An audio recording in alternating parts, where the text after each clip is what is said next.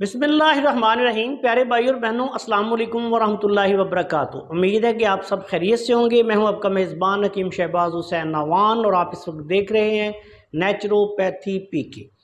आज की इस मुख्तसर सी वीडियो में मैं आपकी खिदमत में पेचश के लिए, पेचश एक ऐसी हालत होती है जिसमें बार बार मोशन आता है और उसके साथ खून या आंव आती है।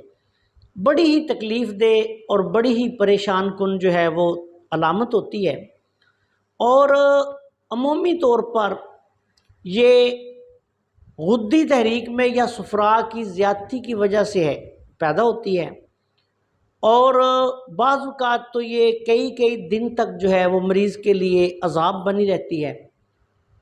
आज की इस मुख्तसर सी वीडियो में मैं आपकी खिदमत में पेचश का इंतहाई आसान इलाज बयान करने जा रहा हूँ। यह नुस्खा बना के आप इस्तेमाल करें या अपने मरीज़ों को करवाएं तो इंशाल्लाह आप देखेंगे कि फ़ौरी तौर पर एक दो खुराक में ही फ़ायदा हो जाएगा।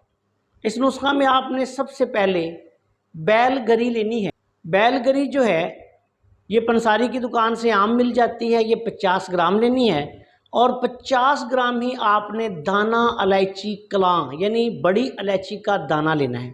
दोनों को बारीक पीस लें, बिल्कुल पाउडर हो जाए। उसके बाद आपने ऐसे करना है कि इसको किसी डब्बा में महफूज रखें। आधी चम्मच दवा यानी 2 से 2.5 ग्राम दवाई सुबह शाम आपने मरीज़ को शरबत अंजबार के साथ, अंजबार का शरबत किसी भी दुकान से मिल जाता है, आम चीज़ है मिलने वाली। 1 गिलास पानी में इतना शरबत अंजबार का डालें कि पानी जो है वो बिल्कुल मीठा हो जाए। उसके साथ आपने ये, अगर तो मरीज़ कोई चीज़ नरम ग़िज़ा इस्तेमाल कर रहा है तो ग़िज़ा के बाद भी दे सकते हैं, वरना ग़िज़ा से पहले भी दे सकते हैं। बाज़ लोगों को ऐसी हालत में बहुत ज़्यादा मैदे का मसला होता है और वो कोई चीज़ खा पी भी नहीं सकते, तो ऐसी सूरत में आप मरीज़ को खाली पेट भी आप इसको दे सकते हैं। दिन में 2 दफ़ा दें। अगर तकलीफ़ बहुत ज़्यादा हो तो दिन में 3 दफ़ा भी दिया जा सकता है।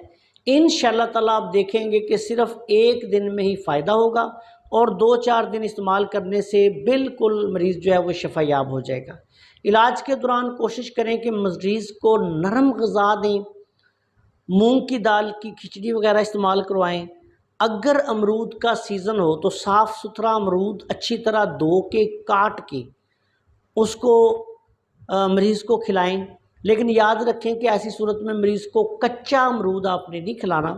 अमरूद अच्छी तरह पका हुआ हो तो वो भी आप इस्तेमाल करवाएं तो इंशाल्लाह फ़ौरी तौर पर पेचश का जो है आर्ज़ा ख़त्म हो जाता है। बहुत आला पाए का ये नुस्खा है और अगर कभी अमरूद दस्तयाब ना भी हो तो वैसे भी ये आप इस्तेमाल कर सकते हैं। बच्चों को अगर ये मसला हो तो फिर आप बच्चों को इसकी मिकदार उम्र और वज़न के मुताबिक कम दे दें।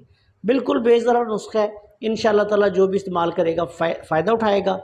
और आपसे गुजारिश है कि अगर आपने अभी तक हमारे चैनल को सब्सक्राइब नहीं किया तो चैनल को सब्सक्राइब कर लें और हमारी इन वीडियोज़ को अपने दूसरे दोस्तों के साथ शेयर भी कर दिया करें ताकि वो भी इनसे फ़ायदा उठाएँ। अस्सलाम वालेकुम वरहमतुल्लाहि वबरकातुहू।